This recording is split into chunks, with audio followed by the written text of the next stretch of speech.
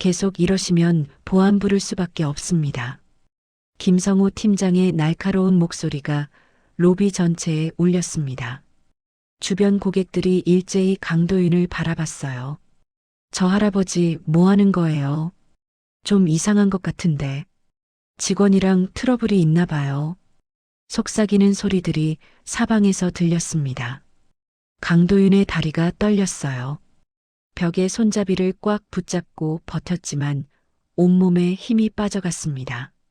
다른 분들 보기에도 좀 그렇습니다. 김성호 팀장이 주변을 가리키며 말했습니다. 젊은 커플들이 불편한 표정으로 피해갔어요.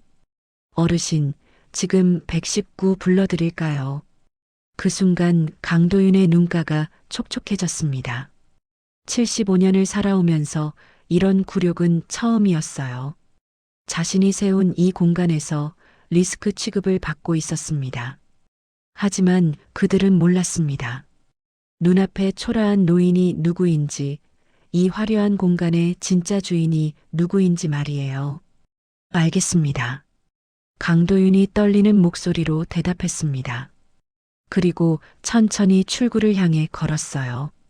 등 뒤에서 안도의 한숨소리가 들렸습니다. 이야기를 시작하기 전에 구독과 좋아요를 부탁드립니다. 구독과 좋아요는 영상 제작에 많은 도움과 힘이 됩니다. 안녕하세요. 저는 강도윤입니다.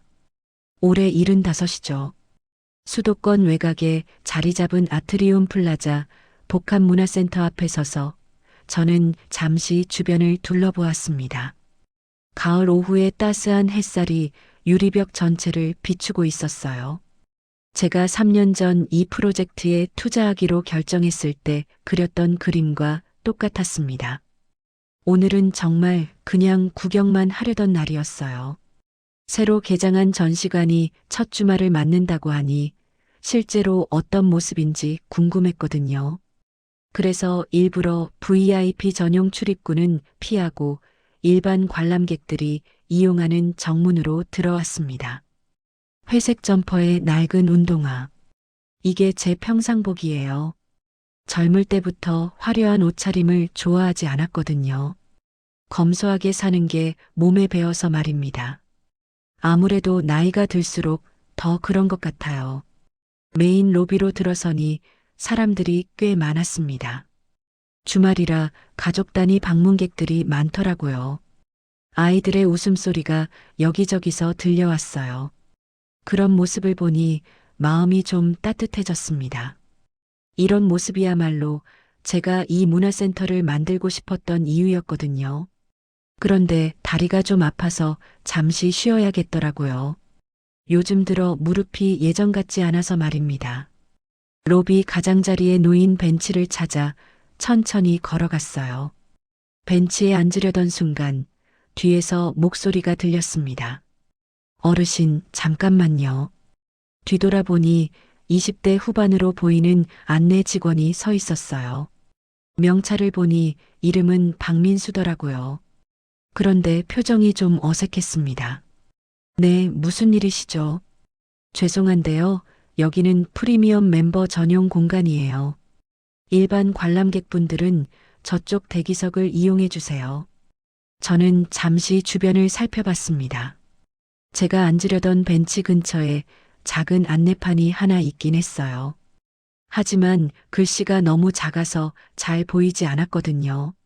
게다가 다른 일반 관람객들도 그 근처에서 쉬고 있었는데 말입니다. 아, 그런가요? 몰랐네요. 네. 그리고 혹시 전시관 관람하실 거면 입장료 확인부터 해드릴게요. 박민수 씨의 목소리에는 묘한 뉘앙스가 있었습니다. 마치 제가 입장료를 못 낼 것 같다는 그런 느낌이었어요. 아무래도 제 차림새를 보고 그렇게 생각한 모양이었습니다. 괜찮습니다. 일단 둘러보기만 할게요. 저는 조용히 다른 자리로 걸어갔습니다. 별로 기분 나쁘지는 않았어요. 사람들이 겉모습으로 판단하는 건 어쩔 수 없는 일이니까요. 오히려 이런 상황이 더 솔직한 현실을 보여주는 것 같았거든요. 그런데 바로 그때였습니다. 입구 쪽에서 눈에 띄는 부부가 들어왔어요. 40대 중반 정도로 보이는데 명품 의상을 입고 있었습니다. 남자는 비싼 시계를 차고 있었고 여자는 브랜드 핸드백을 들고 있더라고요. 그러자 아까 저에게 차갑게 대했던 박민수 씨의 태도가 완전히 달라졌습니다. 안녕하세요. 어서 오세요. 목소리 톤부터가 180도 달라졌어요. 그리고 급하게 그들에게 달려가더니 극진한 예우를 베풀기 시작했습니다. 오늘 전시관 관람하시나요? 아니면 프리미엄 라운지 이용하실 건가요? 둘 다 해볼까 해서요. 그런데 주차는 어디에 하면 되나요? 아, 발렛 서비스 말씀하시는 거죠. 바로 안내해 드릴게요. 저는 조용히 그 모습을 지켜보았습니다. 똑같은 직원이 똑같은 시간에 보인 완전히 다른 태도였어요. 물론 이해는 합니다. 서비스업에서는 고객의 소비력을 빠르게 파악하는 것도 중요한 능력이니까요. 하지만 뭔가 찜찜한 기분이 들었습니다. 겉으로 드러나는 모습만으로 사람을 판단하는 게 과연 옳은 일인지 말이에요. 그때 다른 쪽에서 목소리가 들렸습니다. 아버님, 괜찮으세요? 고개를 돌려보니 20대 초반으로 보이는 여직원이 걱정스러운 표정으로 다가오고 있었어요. 명찰에는 김유진이라고 적혀 있었습니다. 네, 괜찮아요. 혹시 어디 찾으시는 곳 있으시면 안내해 드릴게요. 아까 저희 직원이 좀 무례했던 것 같아서요. 김유진 씨의 목소리는 진심으로 걱정하는 마음이 담겨 있었습니다. 제 차림새나 나이에 상관없이 정말로 도움을 주고 싶어 하는 것 같았어요. 고맙네요, 유진 씨. 혹시 여기서 일한 지 오래됐나요? 아니요, 이제 석 달째예요. 전시관 쪽에서 안내 업무를 하고 있어요. 그런가요? 일은 어떤가요? 유진 씨가 잠시 주변을 살피더니 조심스럽게 말했습니다. 솔직히 말씀드리면 좀 이상한 게 많아요. 어떤 게요? 멤버십 등급이랑 실제 대우가 안 맞는 경우가 너무 많거든요. 그리고 유진 씨가 말을 멈췄습니다. 아마도 직원으로서 함부로 말하기 어려운 부분이 있는 모양이었어요. 그리고요. 돈 없어 보이는 분들한테는 너무 차갑게 대해요. 제가 보기엔 그런 게 아닌 것 같은데 말이에요. 저는 유진 씨의 말을 듣고 있으니 마음이 좀 무거워졌습니다. 제가 우려했던 일들이 실제로 벌어지고 있는 것 같았거든요. 그런데 바로 그때 저 멀리서 현장 운영팀장으로 보이는 사람이 나타났습니다. 30대 중반 정도의 남성이었는데 아까 그 명품 부부에게 달려가더니 허리를 90도로 숙이며 인사를 하고 있었어요. 김 부장님, 오늘도 바쁘신데 시간 내주셔서 감사합니다. 그 사람의 목소리가 여기까지 들렸습니다. 그런데 저는 모든 회원 정보를 알고 있거든요. 그 김 부장이라는 분은 월 회원비 50만 원짜리 골드 멤버였어요. 결코 특별 대우를 받을 정도의 등급은 아니었습니다. 더 이상한 건 그 다음이었습니다. 팀장이 그들을 프리미엄 라운지 안쪽으로 안내하고 있었거든요. 하지만 골드 회원은 라운지 이용 권한이 없어요. 그건 연 회원비 2천만 원을 내는 플래티넘 회원만 가능한 혜택이었습니다. 저는 조용히 한숨을 내쉬었습니다. 아무래도 문제가 제가 생각했던 것보다 훨씬 심각한 것 같았거든요. 김유진 씨가 제 표정을 보더니 조심스럽게 물었습니다. 아버님, 혹시 무슨 일 있으세요? 아니에요. 그냥 좀 복잡한 생각이 들어서요. 사실 저는 오늘 정말 그냥 구경만 하고 가려고 했었어요. 제가 투자한 이 공간이 어떻게 운영되고 있는지 조용히 살펴보는 것만으로도 충분하다고 생각했거든요. 하지만 지금까지 본 것만으로도 너무 많은 문제들이 보였습니다.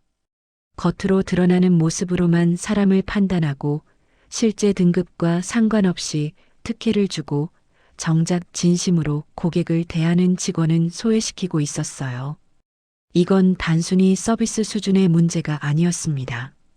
이 문화센터가 지향해야 할 가치 자체가 흔들리고 있었거든요. 저는 벤치에 앉아서 주변을 천천히 둘러보았습니다. 여전히 많은 사람들이 즐겁게 시간을 보내고 있었어요.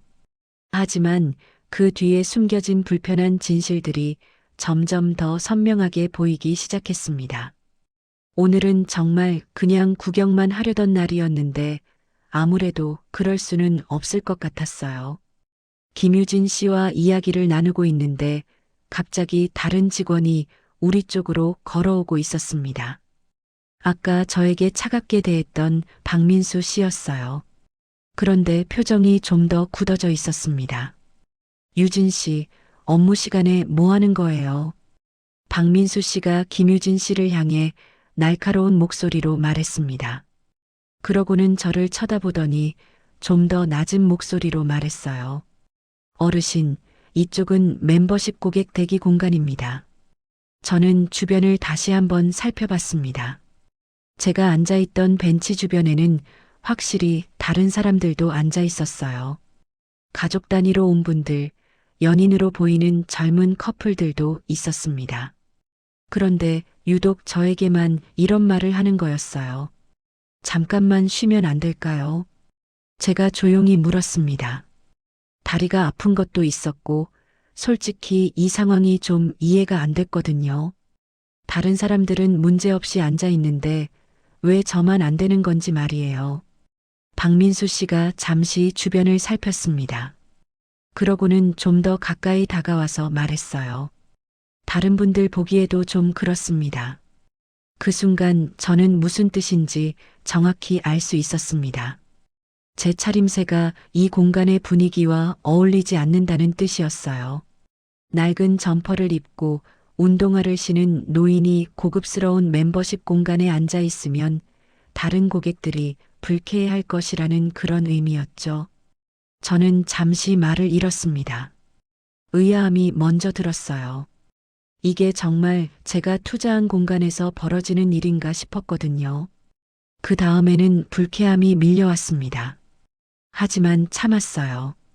여기서 감정을 드러내봤자 상황만 더 복잡해질 것 같았거든요. 그럼 어디서 쉬면 될까요? 저쪽 푸드코트 쪽에 일반 휴게 공간이 있어요. 거기를 이용해 주세요. 박민수 씨가 가리킨 곳은 꽤 멀리 떨어진 구석진 자리였습니다. 플라스틱 의자들이 놓여 있고 주변에는 쓰레기통과 자판기가 있는 그런 곳이었어요. 확실히 여기와는 분위기가 완전히 달랐죠. 김유진 씨가 난처한 표정으로 중간에 끼어들었습니다. 민수 오빠, 그냥 잠깐만 쉬시는 거면. 유진 씨, 규정은 규정이에요. 그리고 팀장님이 특별히 주의하라고 하셨거든요. 박민수 씨의 말에 저는 귀가 번쩍 뜨였습니다. 팀장이 특별히 주의하라고 했다는 게 무슨 뜻인지 대충 짐작할 수 있었거든요. 팀장님이 뭐라고 하셨는데요? 김유진 씨가 조심스럽게 물었습니다. 이런 고급 문화시설은 이미지가 중요하다고 하셨어요. 그래서 분위기에 맞지 않는 분들은 적절히 안내하라고요. 저는 조용히 일어났습니다. 더 이상 여기 앉아 있을 이유가 없었어요. 아니, 정확히는 더 이상 앉아 있으면 안 될 것 같았거든요. 이 상황을 더 지켜봐야 할 것 같았어요. 알겠습니다. 그럼 그쪽으로 가죠. 네, 죄송합니다. 박민수 씨가 형식적으로 사과했지만 목소리에는 미안함이 전혀 없었습니다. 오히려 당연한 일을 한 것처럼 보였어요. 김유진 씨가 걱정스러운 표정으로 저를 따라왔습니다. 아버님, 정말 죄송해요. 제가 뭐라고 할 수 있는 입장이 아니라서. 괜찮아요, 유진 씨. 당신 잘못이 아니에요. 저는 푸드코트 쪽으로 걸어가면서 주변을 더 자세히 관찰했습니다. 그러니까 이 문화센터에서는 보이지 않는 구분선이 있었던 거예요. 돈이 있어 보이는 사람과 없어 보이는 사람, 품격 있어 보이는 사람과 그렇지 않은 사람을 나누는 기준 말입니다.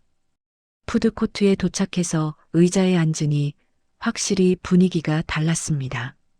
여기는 조명도 어둡고 의자도 불편했어요. 무엇보다 아까 있던 곳과는 완전히 다른 공간이라는 느낌이 들었습니다.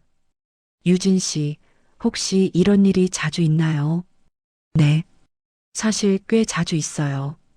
특히 나이 드신 분들이나 학생들한테요. 그래요. 지난주에도 할머니 한 분이 전시관 보러 오셨는데 입장료 확인만 3번 하더라고요. 정말 돈을 낼 수 있는지 의심하는 것 같았어요. 김유진 씨의 말을 들으니 가슴이 답답해졌습니다. 이게 정말 제가 꿈꿨던 문화공간의 모습인가 싶었거든요. 그때 멀리서 목소리가 들렸습니다. 아까 그 현장 운영팀장과 다른 직원이 대화하고 있었어요. 김 팀장님, 저 노인분 또 오셨네요. 아, 맞다. 계속 주의 깊게 봐야겠어. 이런 분들 때문에 분위기 깨지면 진짜 VIP 고객들 불편해해. 그런데 뭔가 계속 둘러보고 계시던데요. 혹시 뭔가 알아보려는 건 아닐까요? 설마, 그냥 공짜로 구경하려는 거겠지. 요즘 그런 사람들 많아. 저는 그들의 대화를 듣고 있으니 머리가 좀 아팠습니다. 진짜 VIP 고객이라는 게 과연 누구를 말하는 건지, 그리고 그들이 생각하는 문화센터의 가치가 과연 무엇인지 궁금했어요. 김유진 씨가 제 표정을 보더니 조심스럽게 말했습니다. 아버님, 혹시 기분 나쁘셨다면 정말 죄송해요. 저도 이런 게 맞다고 생각하지는 않거든요. 유진 씨 생각에는 어떤 게 맞다고 보세요? 글쎄요. 돈이 많고 적고보다는 정말 문화를 좋아하는 마음이 더 중요한 것 같은데요. 저는 김유진 씨의 말에 고개를 끄덕였습니다. 정말 맞는 말이었어요. 그게 바로 제가 이 문화센터를 만들 때 생각했던 가치였거든요. 그런데 현실은 그렇지 않네요. 네. 사실 저도 처음엔 이상하다고 생각했어요. 근데 다른 선배들이 그러더라고요. 여기는 고급 문화시설이니까 그에 맞는 품격을 유지해야 한다고. 품격이라는 게 뭘까요? 잘 모르겠어요. 비싼 옷을 입고 멤버십비를 많이 내는 게 품격인지 아니면 다른 게 품격인지. 저는 김유진 씨와 대화를 나누면서 점점 더 확신이 들었습니다. 이 문제는 단순히 한 직원의 무례함이 아니었어요. 시스템 자체가 잘못되어 있었던 거죠. 그때 또 다른 상황이 벌어졌습니다. 저 멀리서 50대 부부가 전시관 입구에서 직원과 무언가 이야기하고 있었어요. 그런데 분위기가 좀 이상했습니다. 저분들 뭔가 문제 있어 보이네요. 제가 김유진 씨에게 말했더니 그녀도 그쪽을 바라보며 걱정스러운 표정을 지었습니다. 아, 저분들 어제도 오셨는데 혹시 또 그런 일이 생긴 건 아닐까요? 그런 일이요. 입장료는 냈는데 전시 설명 서비스를 안 해준다고 하더라고요. VIP 회원이 아니라서요. 저는 그 말을 듣고 더 이상 참을 수 없었습니다. 입장료를 냈는데 기본적인 서비스도 제대로 받을 수 없다는 게 말이 되나요? 유진 씨, 잠깐 저것 좀 확인해 볼까요? 네. 우리는 그 부부에게 다가갔습니다. 가까이 가서 들어보니 정말 어이없는 상황이었어요. 죄송합니다만 도슨트 서비스는 플래티넘 회원님들만 이용 가능해요. 전시관 직원이 딱딱한 목소리로 말하고 있었습니다. 그럼 우리는 그냥 혼자서 봐야 한다는 거예요. 50대 남성이 답답한 목소리로 물었습니다. 오디오 가이드는 대여 가능해요. 하지만 추가 요금이 있어요. 저는 그 순간 정말 화가 났습니다. 기본 입장료를 냈는데 추가로 또 돈을 내야 한다는 거였어요. 그것도 원래는 무료로 제공되어야 할 서비스를 말이죠. 김유진 씨가 제 옆에서 작은 목소리로 말했습니다. 원래는 모든 관람객에게 기본 설명 서비스를 해드리기로 했었는데, 그럼 왜 안 하는 거예요? 팀장님이 VIP 서비스와 차별화를 두라고 하셔서요. 저는 이제 확실히 알 수 있었습니다. 이건 단순한 실수나 개별 직원의 문제가 아니었어요. 위에서부터 잘못된 방향을 제시하고 있었던 거였죠. 문화는 나누는 거라고 생각했는데 여기서는 돈에 따라 나누고 있었습니다. 품격은 마음가짐에서 나온다고 생각했는데 여기서는 겉모습으로만 판단하고 있었어요. 저는 벤치에 다시 앉아서 깊은 생각에 빠졌습니다. 오늘은 정말 그냥 구경만 하고 가려고 했었는데 이제는 그럴 수가 없을 것 같았어요. 이건 단순한 일이 아니었습니다. 제가 꿈꿨던 문화 공간이 완전히 다른 방향으로 가고 있었던 거거든요. 김유진 씨가 제 표정을 보더니 조심스럽게 물었습니다. 아버님, 많이 기분 상하셨죠? 아니에요. 그냥 생각할 게 좀 많아져서요. 저는 창밖을 바라봤습니다. 가을 오후의 햇살은 여전히 따스했지만 제 마음은 점점 더 무거워지고 있었어요. 푸드코트에서 김유진 씨와 이야기를 나누고 있는데 멀리서 누군가 이쪽을 향해 걸어오는 모습이 보였습니다. 아까 그 명품 부부에게 극진한 예우를 베풀던 현장 운영팀장이었어요. 키가 크고 정장을 깔끔하게 차려입은 30대 중반 남성이었습니다. 김유진 씨가 그를 보더니 표정이 굳어졌습니다. 팀장님이 오시네요. 팀장님이요. 네, 김성우 팀장님이에요. 좀 까다로우신 편이에요.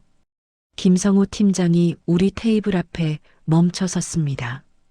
그의 얼굴에는 작은 미소가 있었지만 눈빛은 차가웠어요. 유진 씨, 업무는 다 마쳤나요? 아, 네. 잠깐 휴식 시간이에요. 그래요. 그런데 어르신은 어떻게 여기까지 오시게 됐나요? 김성우 팀장이 저를 보며 물었습니다. 목소리는 정중했지만 뭔가 탐색하는 느낌이 들었어요. 그냥 구경하러 왔습니다. 아, 그렇군요. 혹시 오늘 전시관이나 공연장 이용 예정이세요? 아직 정하지 못했어요. 김성우 팀장이 잠시 주변을 살펴봤습니다. 그러고는 조금 더 가까이 다가와서 낮은 목소리로 말했어요. 어르신, 죄송한 말씀이지만 이 공간은 이미지 관리가 중요한 곳입니다. 저는 그의 말을 듣고 있으니 뭔가 서늘한 기분이 들었습니다. 이미지 관리라는 게 정확히 무슨 뜻인지 알 수 있었거든요. 이미지 관리요. 네. 저희는 고급 문화시설로서 일정한 품격을 유지해야 해요. 다른 고객분들의 만족도에도 영향을 미치거든요.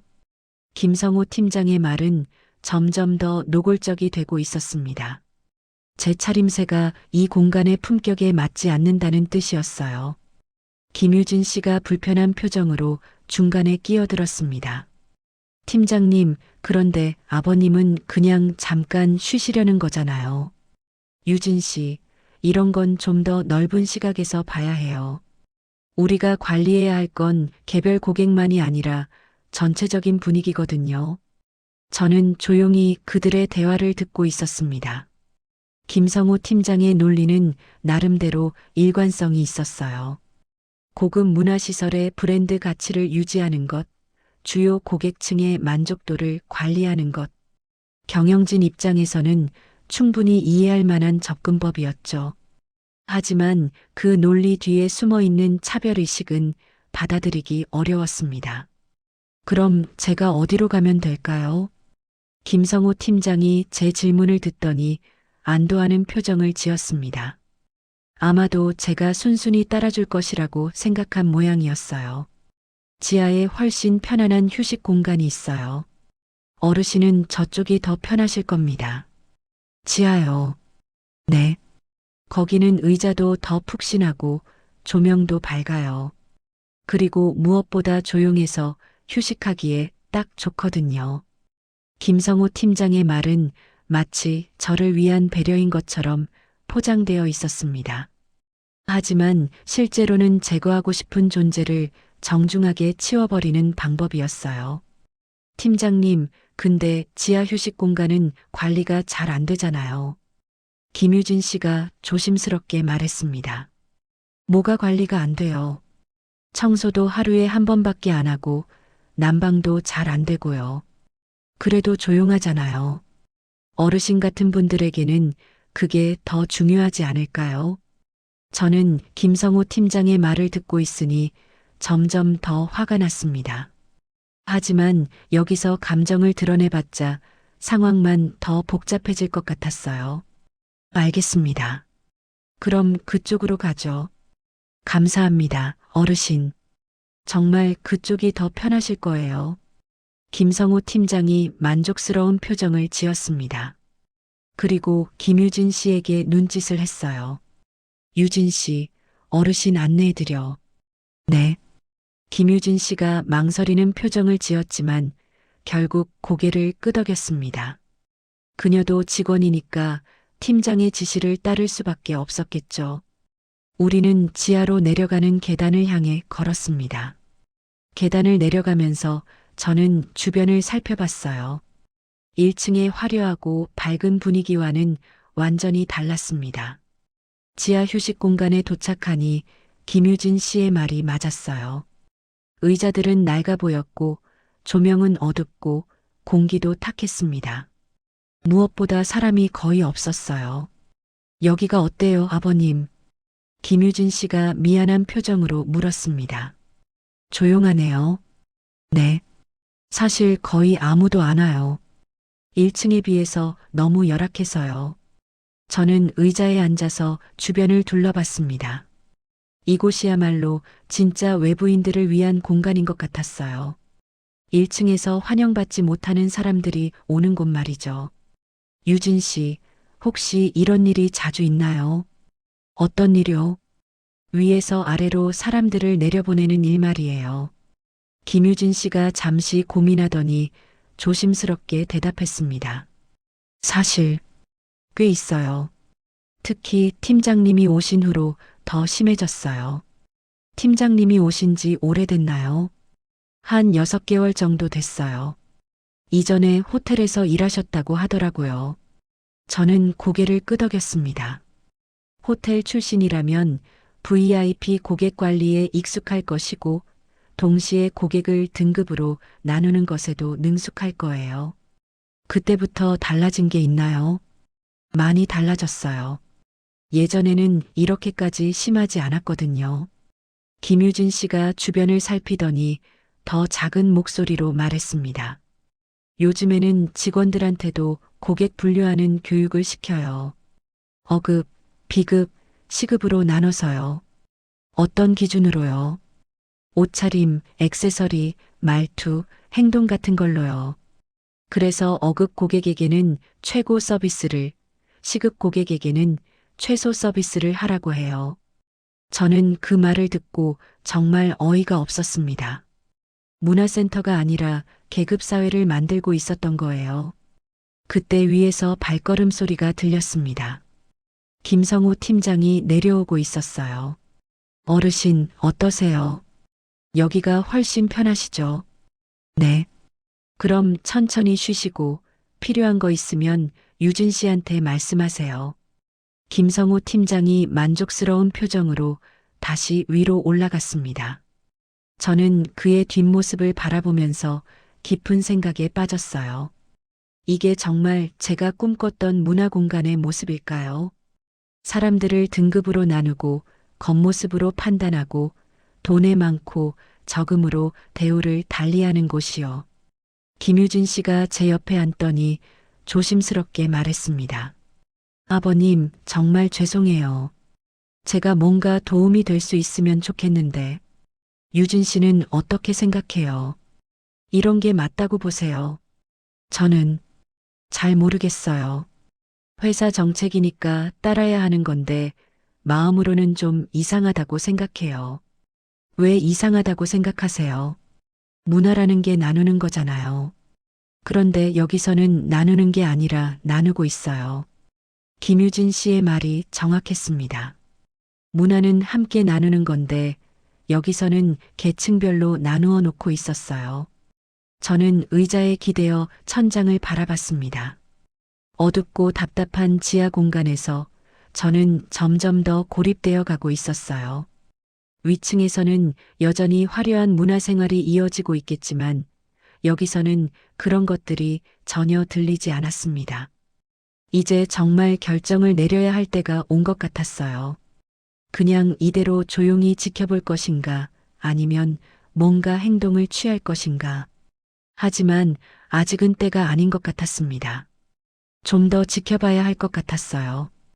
이 문제가 얼마나 깊고 복잡한지 완전히 파악하기 전까지는 말이죠. 김유진 씨가 제 표정을 보더니 걱정스럽게 말했습니다. 아버님, 많이 힘드시죠? 저는 고개를 저었습니다. 힘든 건 저였지만 정작 더 힘든 건 이런 상황을 매일 겪어야 하는 다른 사람들일 거예요. 어둠 속에서 저는 혼자 앉아 있었습니다. 위층의 화려한 불빛들이 계단 사이로 조금씩 내려오고 있었지만 여기까지는 닿지 못했어요. 지하 휴식 공간에서 30분 정도 앉아 있으니 답답함이 견딜 수 없을 정도가 되었습니다. 공기는 탁했고 조명은 어둡고 무엇보다 이곳에 있다는 것 자체가 굴욕적이었어요. 저는 결국 자리에서 일어났습니다. 아버님, 어디 가세요? 김유진 씨가 걱정스러운 표정으로 물었습니다. 잠깐 위에 올라가 볼게요. 괜찮으실까요? 팀장님이 또, 괜찮아요. 그냥 구경만 하고 올게요. 저는 계단을 올라 1층으로 다시 올라왔습니다. 지하와는 확연히 다른 밝고 화려한 공간이 저를 맞이했어요. 하지만 이제는 이 공간이 예전처럼 따뜻하게 느껴지지 않았습니다. 메인 로비를 천천히 걸어가는데 다리가 좀 아팠습니다. 아까부터 오래 서 있고 계단을 오르내리니 무릎이 욱신거렸어요. 그래서 잠시 벽에 기대어 쉬려고 했습니다. 어르신, 뭐 하시는 거예요? 뒤에서 날카로운 목소리가 들렸습니다. 돌아보니 김성호 팀장이 불쾌한 표정으로 서 있었어요. 잠깐 쉬는 거예요. 분명히 지하에서 쉬라고 했는데요. 김성호 팀장의 목소리에는 짜증이 섞여 있었습니다. 더 이상 정중한 척도 하지 않고 있었어요. 다리가 아파서 잠깐만요. 그러면 지하에서 쉬시면 되잖아요. 저는 벽에 손을 짚고 서 있었습니다. 다리가 정말 아팠거든요. 하지만 김성호 팀장은 제 상황을 전혀 이해하려 하지 않았어요. 어르신, 괜히 문제 만들지 마세요. 문제요. 다른 고객분들이 보고 계시잖아요. 김성호 팀장이 주변을 가리켰습니다. 정말로 젊은 고객들 몇 명이 저희 쪽을 힐끔거리고 있었어요. 그들의 눈빛에는 호기심과 불편함이 섞여 있었습니다. 저는 그 순간 무언가 깨달았습니다. 이 공간에서 저는 손님이 아니라 리스크였던 거예요. 다른 고객들에게 불쾌감을 줄 수 있는 위험 요소, 이 공간의 품격을 떨어뜨릴 수 있는 요인이었던 겁니다. 계속 이러시면 보안 부를 수밖에 없습니다. 김성호 팀장의 말에 저는 정말 충격을 받았습니다. 보안이라니, 제가 무슨 잘못을 했다고 보안을 부른다는 건가요? 보안요? 네. 다른 고객분들의 안전과 편의를 위해서요. 저는 그 말을 듣고 다리에 힘이 빠지는 것을 느꼈습니다. 안전과 편의라니, 제가 다른 사람들에게 위협이 된다는 뜻이었어요. 주변에서 웅성거리는 소리가 들렸습니다. 젊은 커플이 작은 목소리로 이야기하고 있었어요. 저 할아버지 뭐 하는 거예요? 모르겠어요. 좀 이상한 것 같은데. 직원이랑 뭔가 트러블이 있나 봐요. 저는 그들의 말을 듣고 있으니 가슴이 답답했습니다. 저는 단지 잠깐 쉬고 싶었을 뿐인데 이제는 문제를 일으키는 사람이 되어 있었어요. 김성호 팀장이 좀 더 가까이 다가왔습니다. 어르신, 이해해 주세요. 저희도 사업하는 입장에서 다른 고객분들을 생각해야 해요. 저도 고객 아닌가요? 물론이죠. 하지만 어르신은 아직 아무것도 이용하지 않으셨잖아요. 저는 그 말에 할 말을 잃었습니다. 맞는 말이었거든요. 저는 아직 입장료도 내지 않았고, 멤버십도 가입하지 않았고, 그 어떤 서비스도 이용하지 않았어요. 하지만 그렇다고 해서 이런 대우를 받아야 하는 건가요? 문화센터는 누구에게나 열린 공간 아닌가요? 그럼 입장료 낼게요. 지금은 전시관 관람 시간이 거의 끝나가요. 굳이 그러실 필요 없어요. 김성호 팀장이 제 제안을 정중하게 거절했습니다. 하지만 그 거절 속에는 당신은 여기에 어울리지 않는다는 메시지가 담겨 있었어요. 저는 벽에서 손을 떼고 서려고 했습니다. 하지만 다리가 떨려서 제대로 설 수가 없었어요. 그래서 다시 벽에 손을 짚을 수밖에 없었습니다. 어르신, 정말 괜찮으세요?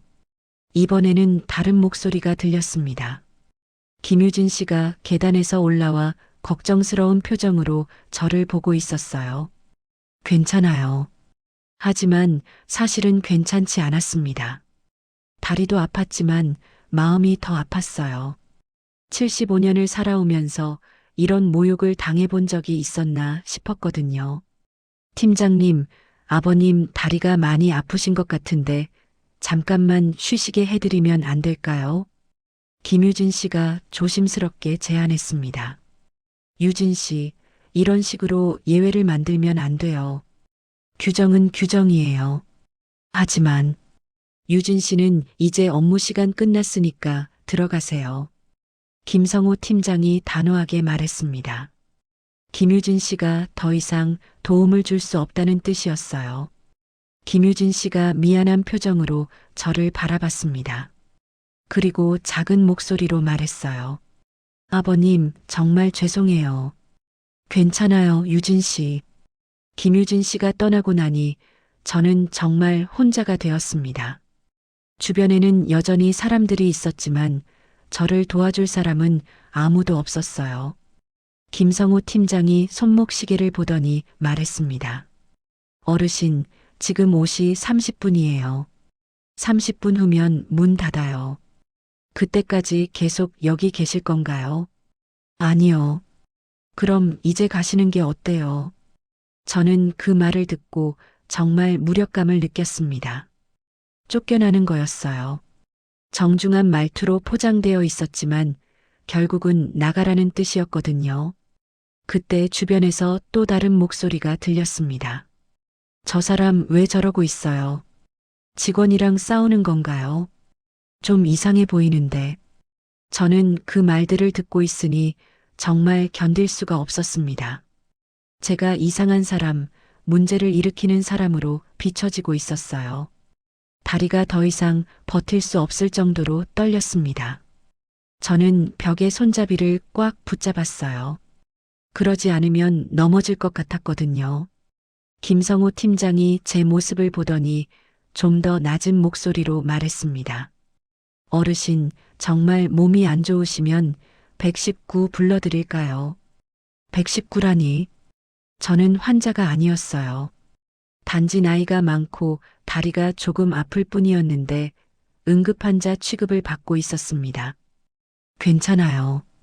그럼 택시라도 불러드릴게요. 집까지 편하게 가세요. 김성호 팀장의 말은 친절해 보였지만 실제로는 빨리 이 자리를 떠나라는 뜻이었어요. 저는 그 순간 정말 절망스러웠습니다. 제가 3년 전에 이 프로젝트에 투자할 때 꿈꿨던 모습이 이런 건 아니었거든요. 모든 사람이 편안하게 문화를 즐길 수 있는 공간, 나이나 외모, 경제적 능력에 상관없이 환영받는 곳을 만들고 싶었는데 말이에요.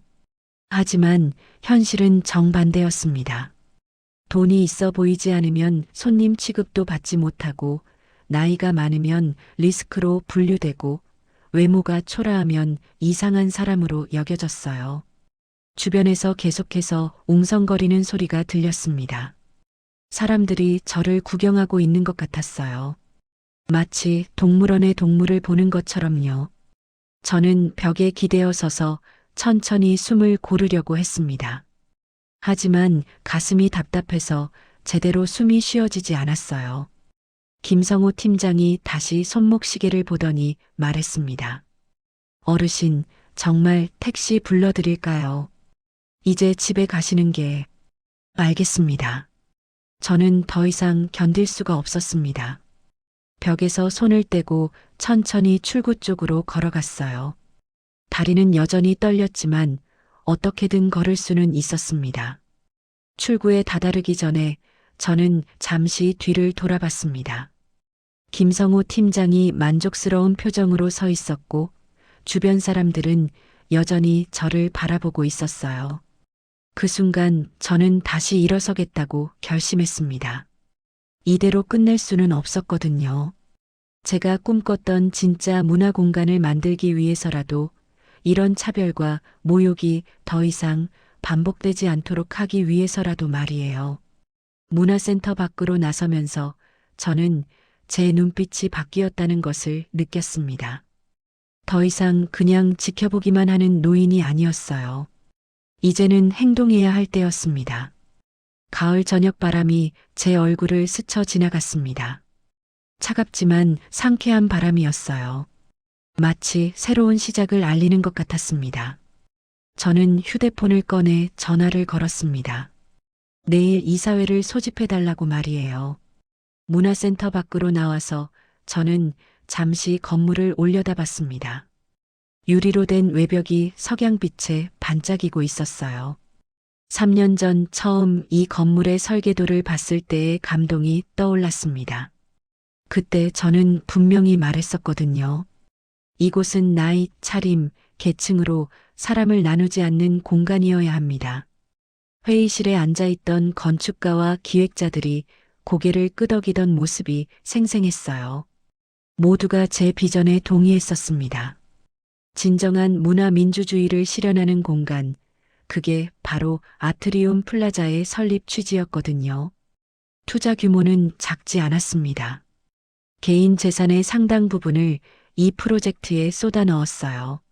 하지만 돈이 아쉽지는 않았습니다.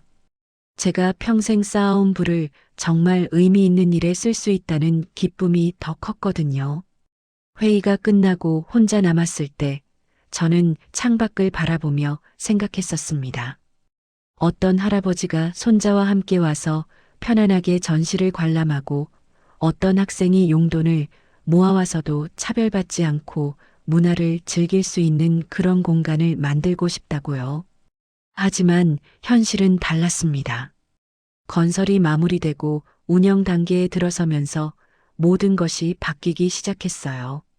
전문 경영진이 들어왔고 그들은 수익성과 VIP 마케팅을 강조했습니다. 문화사업도 결국 비즈니스입니다. 프리미엄 고객층을 확보해야 지속 가능해요. 새로운 대표이사가 그렇게 말했을 때 저는 조금 우려됐지만 크게 반대하지는 않았어요. 어느 정도 상업성이 있어야 운영이 지속될 수 있다는 것도 맞는 말이었거든요. 하지만 6개월 후 김성호 팀장이 영입되면서 분위기가 완전히 달라졌습니다. 고객 등급제가 도입됐고 공간별 접근 권한이 세분화됐어요. 무엇보다 직원들의 서비스 태도가 고객의 외모와 차림새에 따라 달라지기 시작했습니다. 저는 몇 번 이사회에서 문제를 제기했었어요. 하지만 다른 이사들은 현실적인 운영이라며 현 상황을 지지했습니다. 매출도 늘고 있고 VIP 고객들의 만족도도 높다는 이유였어요. 그래서 저는 직접 확인해 보기로 했었던 겁니다. 과연 제가 꿈꿨던 공간이 제대로 운영되고 있는지 아니면 단순한 돈벌이 수단으로 전락한 건지 말이에요. 오늘 경험한 일들이 그 답이었습니다. 제 투자금은 이런 공간을 만들려고 쓴 게 아니었어요. 사람을 계층으로 나누고 외모로 판단하고 돈에 많고 적음으로 차별하는 곳을 만들려던 게 아니었거든요. 저는 휴대폰을 꺼내 비서에게 전화를 걸었습니다. 내일 오전 10시에 긴급 이사회를 소집해 주세요. 무슨 안건으로 하실까요? 아트리움 플라자 운영 방침 전면 재검토입니다. 전화를 끊고 저는 다시 한번 건물을 바라봤습니다. 이제는 분노가 아니라 명확한 결단이 서 있었어요. 제가 원했던 진짜 문화 공간을 만들기 위해, 그리고 오늘 저처럼 모욕당하는 사람이 더 이상 생기지 않도록 하기 위해 행동할 때가 온 거였습니다. 김유진 씨 같은 직원이 자신의 가치관을 포기하지 않아도 되도록, 그리고 모든 사람이 진정으로 환영받을 수 있는 공간을 만들기 위해서 말이에요. 저녁 하늘이 붉게 물들어가고 있었습니다. 내일은 새로운 시작이 될 거였어요. 강도윤이 문화센터를 떠난 지 10분 정도 지났을 때였습니다. 김성호 팀장은 메인 로비에서 다른 고객들의 응대를 확인하고 있었어요. 문제가 깔끔하게 정리됐다는 만족감이 얼굴에 드러나 있었습니다. 팀장님, 수고하셨어요. 옆에 있던 박민수 직원이 말했습니다. 뭘? 이런 일은 미리미리 정리해야 해. 그래야 다른 고객들이 편하잖아. 김성호 팀장이 여유로운 목소리로 대답했습니다. 그는 자신이 올바른 판단을 했다고 확신하고 있었어요. 바로 그때였습니다. 멀리서 급한 발걸음 소리가 들렸어요. 운영본부 직원 한 명이 태블릿을 들고 빠른 걸음으로 다가오고 있었습니다. 얼굴이 하얗게 질려 있었어요. 팀장님, 왜 그래? 이현우 씨. 무슨 일이야? 김성호 팀장이 여전히 여유로운 표정으로 물었습니다. 팀장님, 방금 전에 나가신 어르신 말인데요. 응, 그분이 어쨌다고. 신원 확인이 됐어요. 이현우 직원이 태블릿 화면을 김성호 팀장에게 보여줬습니다. 그 순간 김성호 팀장의 얼굴 색깔이 급변했어요. 화면에는 강도윤의 사진과 함께 상세한 정보가 표시되어 있었습니다. 강도윤 마이너스 아트리움 플라자 최고 투자자, 지분 38% 보유 이사회 단독 거부권 보유 주요 의사결정 최종 승인권자. 김성호 팀장이 태블릿을 받아들고 화면을 다시 한번 자세히 봤습니다. 분명히 방금 전까지 자신이 쫓아낸 그 노인의 사진이었어요. 이게 확실한 거야? 네, 본부에서 직접 확인했어요. CCTV 영상과 대조해서 100% 확실하다고 하더라고요. 김성호 팀장의 손이 떨리기 시작했습니다. 태블릿을 꽉 쥐고 있는 손에서 식은땀이 났어요. 그럼 그분이, 네, 이 문화센터의 실질적인 최고 결정권자세요. 이현우 직원의 말에 김성호 팀장은 그 자리에 서서 굳어버렸습니다. 머릿속이 하얗게 변했어요. 자신이 방금 전까지 무엇을 했는지 생생하게 떠올랐거든요. 최고 투자자를 지하로 내쫓았고 보안을 부르겠다고 협박했고 119를 부르겠다며 환자 취급을 했고 결국에는 택시까지 불러주겠다며 쫓아냈습니다. 팀장님, 괜찮으세요? 얼굴이 너무 하얘요. 박민수 직원이 걱정스러운 목소리로 말했습니다. 하지만 김성호 팀장은 대답할 수가 없었어요. 바로 그때 또 다른 발걸음 소리가 들렸습니다. 이번에는 더 급하고 무거운 소리였어요. 운영본부장인 최정민 부장이 엘리베이터에서 내려와 뛰어오고 있었습니다. 김 팀장. 최정민 부장의 목소리에는 다급함과 분노가 섞여 있었습니다. 평소에 온화한 성격의 그가 이렇게 화를 내는 것은 처음 보는 일이었어요. 부장님, 지금 본부에서 난리 났어. 강도윤 회장님이 긴급 이사회 소집을 요청하셨다고. 최정민 부장이 숨을 헐떡이며 말했습니다. 엘리베이터에서 뛰어내려왔나 봤어요. 회장님이요? 그래, 최고 투자자시잖아. 그분이 뭔 일이 있었는지 내일 아침 10시에 긴급 이사회를 열어서 운영 방침을 전면 재검토하겠다고 하셨어. 김성호 팀장은 이제야 사태의 심각성을 완전히 깨달았습니다. 단순히 한 고객을 무례하게 대한 게 아니라 이 문화센터의 운명을 좌우할 수 있는 사람을 모독한 거였어요. 부장님, 그게 도대체 무슨 일이 있었던 거야? 강 회장님이 왜 갑자기 이런 결정을 내리신 거지? 최정민 부장이 다급하게 물었습니다. 김성호 팀장은 입을 열 수가 없었어요. 어디서부터 설명해야 할지 막막했거든요. 그때 이현우 직원이 조심스럽게 말했습니다.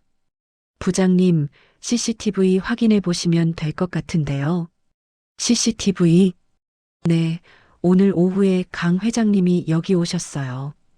그런데 이현우 직원이 말을 멈췄습니다. 더 이상 말하기 어려운 상황이었거든요. 최정민 부장이 김성호 팀장을 노려봤습니다. 김 팀장, 정확히 뭐가 있었는지 지금 당장 설명해. 김성호 팀장이 떨리는 목소리로 대답했습니다.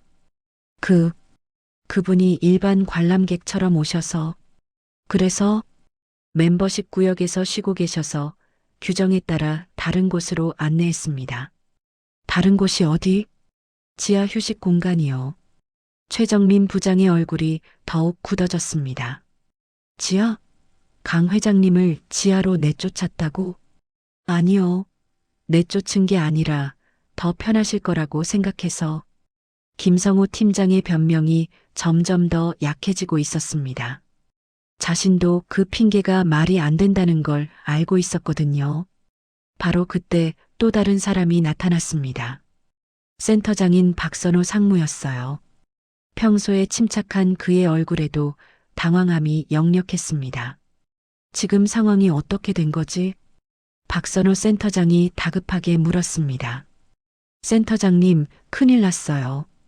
강도윤 회장님이 오늘 오셨는데 김 팀장이, 최정민 부장이 상황을 간략하게 설명했습니다.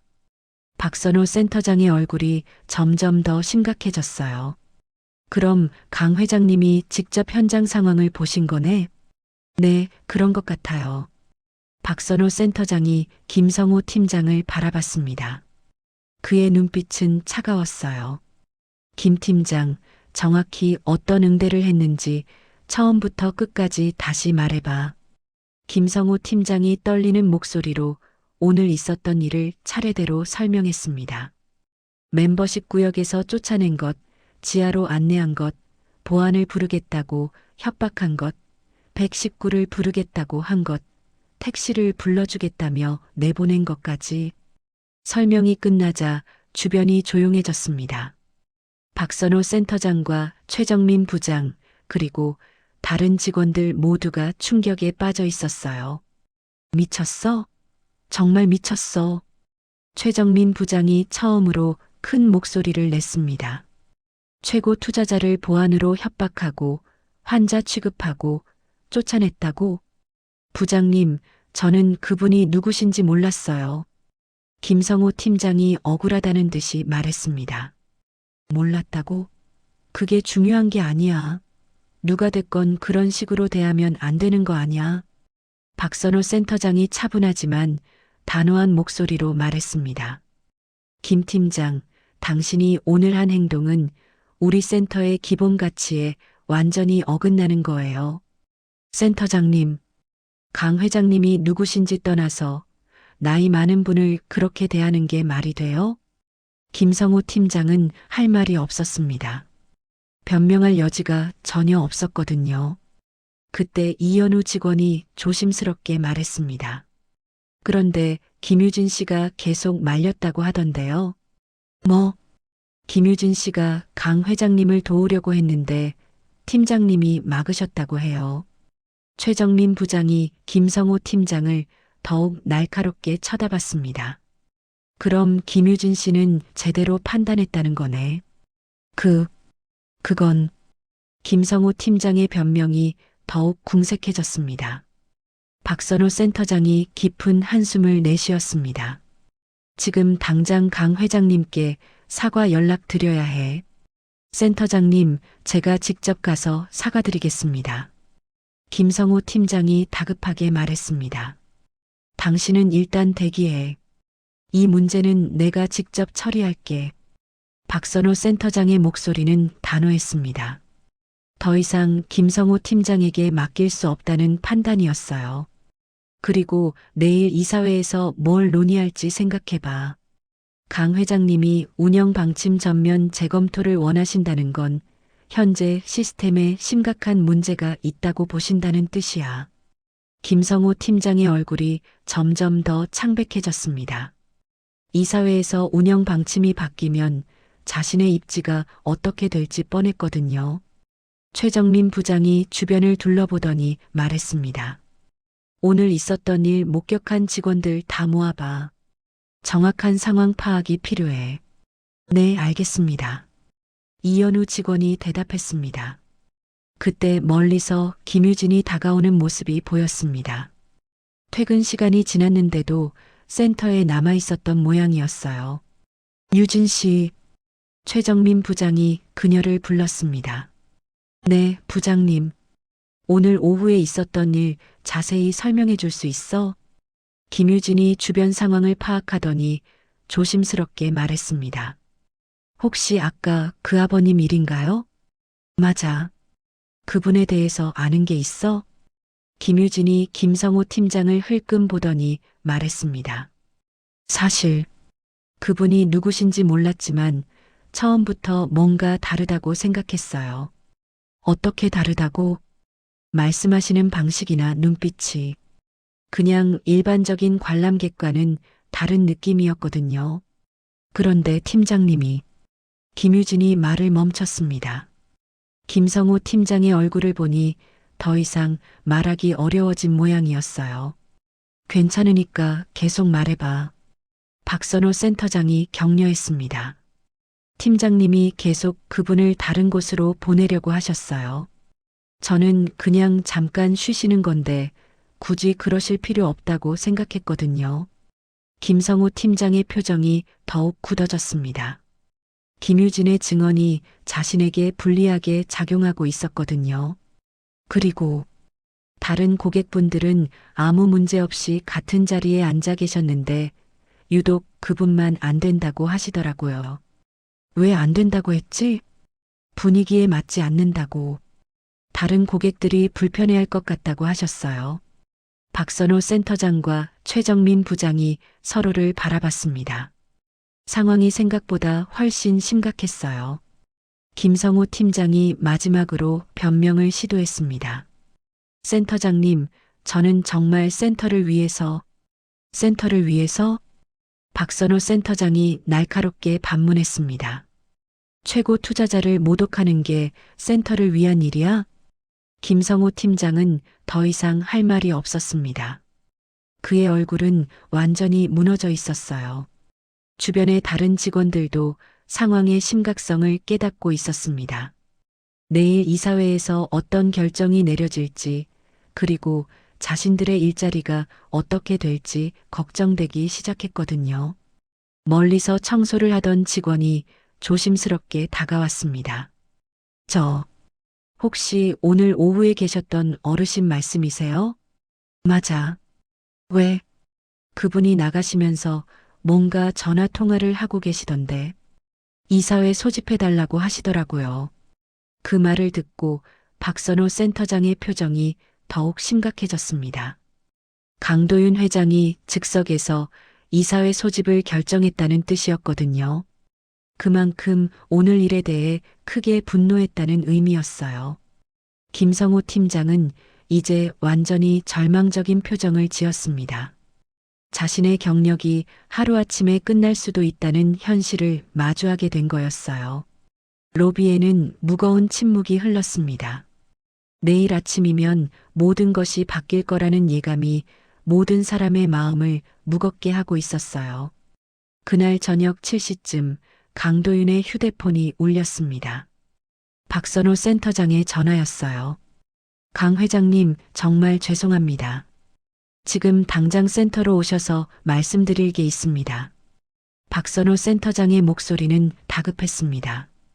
오늘 오후에 있었던 일을 뒤늦게 파악하고 충격에 빠진 모양이었어요. 굳이 그러실 필요 없어요. 강도윤이 차분하게 대답했습니다. 아닙니다.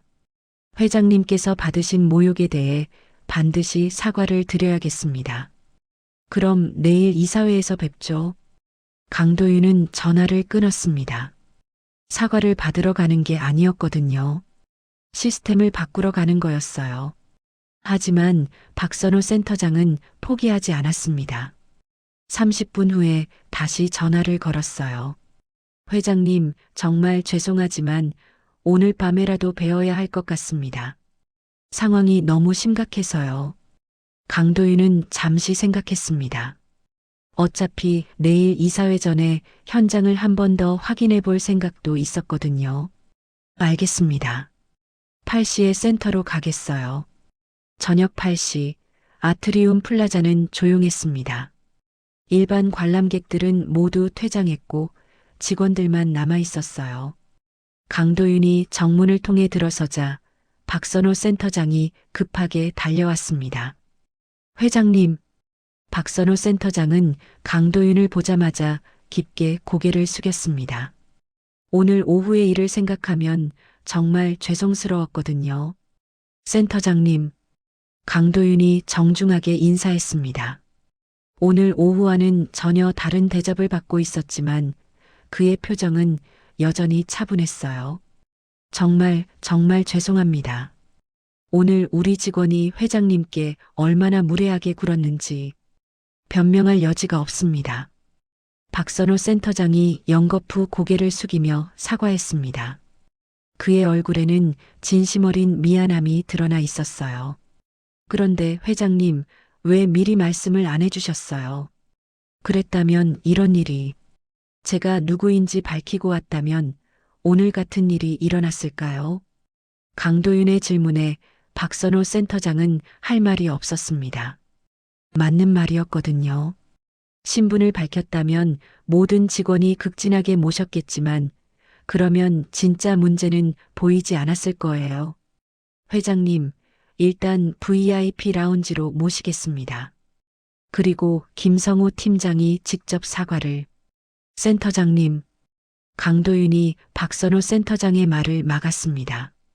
나는 대접을 받으러 온 게 아닙니다. 예, VIP 라운지에 가서 특별 대우를 받는 게 중요한 게 아니에요. 문제는 시스템입니다. 강도윤의 목소리는 단호했습니다. 이제는 개인적인 모욕의 차원을 넘어선 문제였어요. 박선호 센터장이 고개를 끄덕였습니다. 강도윤의 말이 맞았거든요. 회장님 말씀이 맞습니다. 저희가 근본적으로 잘못 생각했던 것 같아요. 어떤 부분이요? 고객을 등급으로 나누는 것 자체가 문제였어요. VIP든 일반 고객이든 모든 분들을 존중해야 했는데 그때 멀리서 김성호 팀장이 조심스럽게 다가오는 모습이 보였습니다. 그의 얼굴은 창백했고 걸음걸이도 불안정했어요. 회장님, 정말 죄송합니다. 김성호 팀장이 강도윤 앞에서 깊게 허리를 숙였습니다. 오늘 오후의 거만함은 온데간데 없었어요. 강도윤이 그를 차분히 바라봤습니다. 팀장님, 일어나세요. 회장님, 저는 정말 사과는 필요 없습니다. 강도윤의 말에 김성호 팀장이 고개를 들었습니다. 예상과 다른 반응이었거든요. 대신 질문이 하나 있어요. 네, 말씀해 주세요. 팀장님은 문화가 뭐라고 생각하세요? 김성호 팀장이 당황했습니다. 갑작스러운 질문이었거든요. 문화요? 네. 이 센터가 추구해야 할 문화 말이에요. 김성호 팀장이 잠시 고민하더니 대답했습니다. 품격 있는 고급스러운 문화 서비스를 제공하는 거? 강도윤이 고개를 저었습니다. 문화는 나누는 거예요. 함께 즐기는 거고 서로를 이해하는 거예요. 그런데 여기서는 나누는 게 아니라 나누고 있어요. 김성호 팀장의 얼굴이 점점 더 굳어졌습니다. 팀장님이 오늘 저에게 한 행동은 단순히 저 개인에 대한 무례가 아니에요. 이 센터의 가치 자체를 부정하는 행동이었어요. 회장님, 나이가 많다고, 옷차림이 초라하다고, 돈이 없어 보인다고 해서 사람을 차별하는 건 문화가 아니에요. 강도윤의 말에 주변에 있던 다른 직원들도 고개를 숙였습니다. 모두가 어느 정도는 그런 차별에 동조했었거든요. 그래서 즉시 개선책을 마련하겠습니다. 강도윤이 구체적인 요구사항을 제시하기 시작했습니다. 첫째, 운영팀 전면 재교육입니다. 고객 서비스의 기본 정신부터 다시 배워야 해요.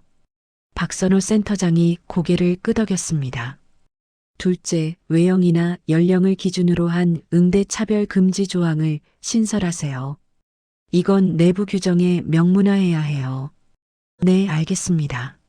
셋째, VIP 연출보다는 모든 이용자의 존엄을 우선하는 정책으로 바꿔야 합니다. 김성호 팀장이 조심스럽게 말했습니다. 하지만 회장님, 그렇게 되면 수익성 면에서 팀장님, 강도윤이 김성호 팀장을 바라봤습니다. 수익성이 중요한가요? 가치가 중요한가요? 둘 다 중요하지 않을까요? 물론이죠. 하지만 순서가 있어요. 가치가 먼저고 수익은 그 다음이에요. 강도윤이 주변을 둘러보며 말했습니다. 진정한 VIP는 돈을 많이 내는 사람이 아니에요. 이 공간을 사랑하고 문화를 소중히 여기는 사람이에요. 그때 김유진이 멀리서 조심스럽게 다가왔습니다. 퇴근 시간이 훨씬 지났는데도 센터에 남아 있었던 모양이었어요. 유진 씨, 강도윤이 그녀를 불렀습니다. 네, 회장님. 오늘 수고했어요. 김유진이 깜짝 놀랐습니다. 갑자기 칭찬을 받을 줄 몰랐거든요. 오늘 유진 씨가 보여준 게 바로 진정한 서비스 정신이에요. 고객의 신분이나 외모에 상관없이 진심으로 도우려 했잖아요. 김유진의 얼굴이 빨갛게 달아올랐습니다. 다른 직원들도 유진 씨를 본받았으면 좋겠어요. 강도윤이 박선호 센터장을 바라봤습니다. 센터장님, 이사회는 내일 오전 10시에 열겠어요. 그때까지 구체적인 개선 방안을 마련해 주세요. 네, 반드시 준비하겠습니다. 그리고 김성호 팀장은 당분간 업무에서 제외하고 다른 부서에서 재교육을 받게 하세요. 김성호 팀장의 얼굴이 창백해졌습니다. 사실상 좌천조치였거든요. 마지막으로 한 가지 더. 강도윤이 전체 직원들을 바라보며 말했습니다. 앞으로 제가 이 센터에 올 때는 신분을 밝히지 않을 거예요. 언제든지 일반 관람객처럼 와서 현장을 확인할 거예요. 직원들이 긴장하는 기색을 보였습니다. 하지만 그건 여러분을 감시하려는 게 아니에요. 진짜 좋은 서비스가 이루어지고 있는지 함께 확인하려는 거예요. 강도윤이 시계를 보니 9시가 다 되어가고 있었습니다. 오늘은 여기서 마무리하겠어요. 내일 이사회에서 다시 뵙죠. 강도윤이 센터를 나서려고 하는데 김유진이 조심스럽게 말했습니다. 회장님, 한 가지만 여쭤봐도 될까요? 뭔가요? 왜 처음부터 신분을 밝히지 않으셨어요? 강도윤이 잠시 생각하더니 대답했습니다. 진짜 모습은 가면을 벗었을 때 보이거든요. 그 말을 남기고 강도윤이 센터를 떠났습니다. 남은 직원들은 서로를 바라보며 깊은 생각에 빠졌어요. 오늘 하루 동안 그들이 보인 모습이 과연 진정한 서비스였는지, 그리고 앞으로는 어떻게 달라져야 할지 말이에요. 박선호 센터장이 다른 직원들을 바라보며 말했습니다. 내일까지 새로운 서비스 기준을 만들어야 해. 모든 고객을 똑같이 존중하는 기준으로 말이야. 김유진이 고개를 끄덕였습니다.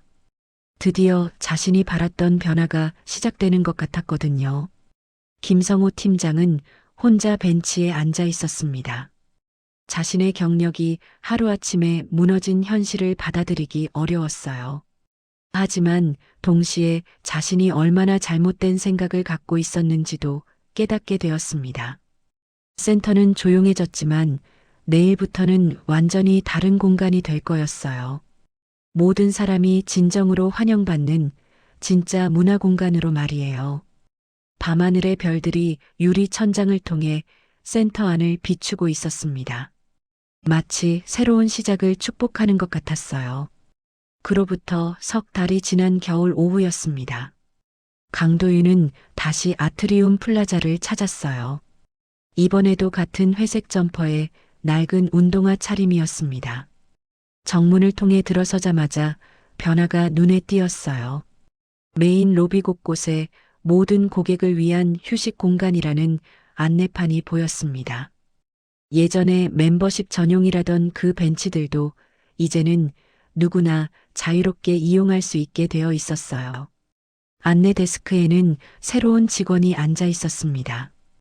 20대 중반으로 보이는 남성이었는데 지나가는 모든 고객에게 밝은 미소를 보내고 있었어요.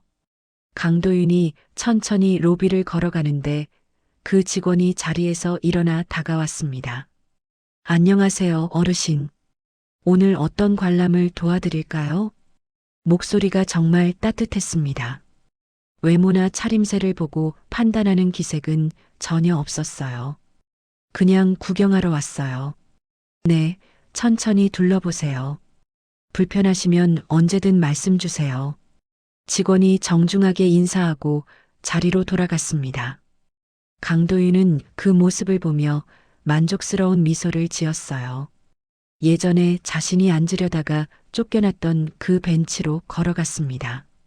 이제는 프리미엄 멤버 전용이라는 안내판이 사라져 있었어요. 대신 모든 분이 편안히 쉬실 수 있습니다라는 새로운 안내판이 붙어 있었습니다. 벤치에 앉으니 마음이 편안해졌어요. 주변에는 다양한 연령대의 사람들이 자연스럽게 섞여 있었습니다. 할머니와 손자, 젊은 연인들, 중년 부부, 혼자 온 학생들까지 모두가 편안한 표정으로 시간을 보내고 있었어요. 그때 익숙한 얼굴이 보였습니다. 김유진 씨였어요. 전시관 쪽에서 한 가족을 안내하고 있었습니다. 예전보다 훨씬 자신감 있는 모습이었어요. 김유진이 안내를 마치고 돌아오는 길에 강도윤을 발견했습니다. 하지만 그녀는 특별한 표정을 짓지 않았어요. 그냥 다른 고객과 똑같이 자연스럽게 인사만 했습니다. 안녕하세요. 안녕하세요. 강도윤도 평범한 관람객인 것처럼 대답했습니다.